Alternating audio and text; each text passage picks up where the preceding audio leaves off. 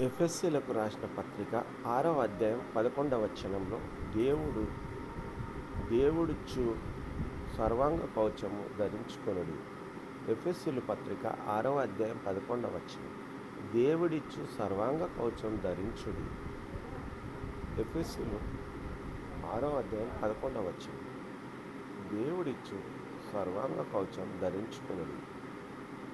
ఎఫెసీయులకు రాసిన పత్రిక 6వ అధ్యాయం 11వ వచనం.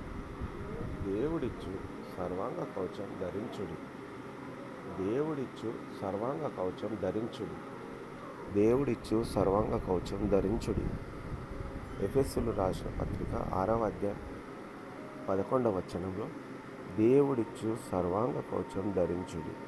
ప్రత్యేకమైన సర్వాంగ కవచం ధరించి దేవుడిచ్చిన సర్వాంగ కవచానికి ఏది తాకకున్నట్లు ఆపదల నుంచి విడిపించగలిగిన శక్తివంతమైన సర్వాంగ కవచం ఇది. అందుకే దేవుడిచ్చి సర్వాంగ కవచం ధరించుడి అంటున్నాడు. ఎఫెసీ పత్రిక 6వ అధ్యాయం 11వ వచనంలో ఈ విశేషం దేవుడిచ్చి